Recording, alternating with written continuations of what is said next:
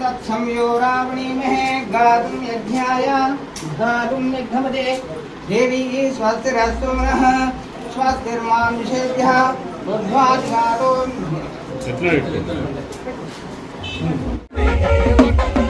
नाके अड्डొత్తురా డైరెక్ట్ అరే చేద్దాం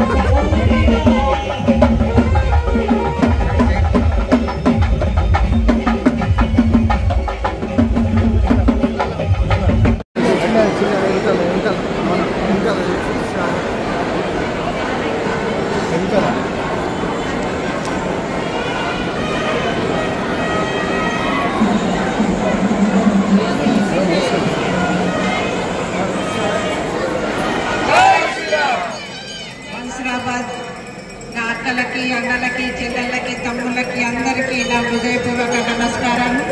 శ్రీరామనవమి శుభాకాంక్షలు.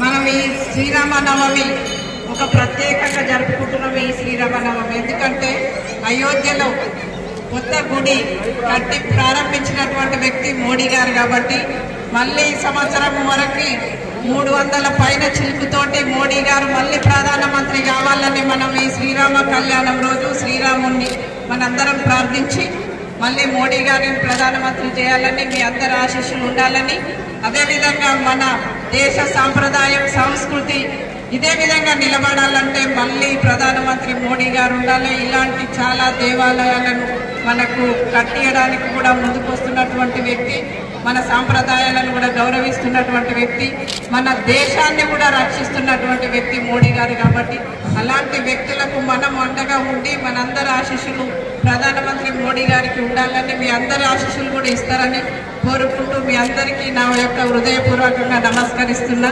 ధన్యవాదాలు. జై శ్రీరామ్.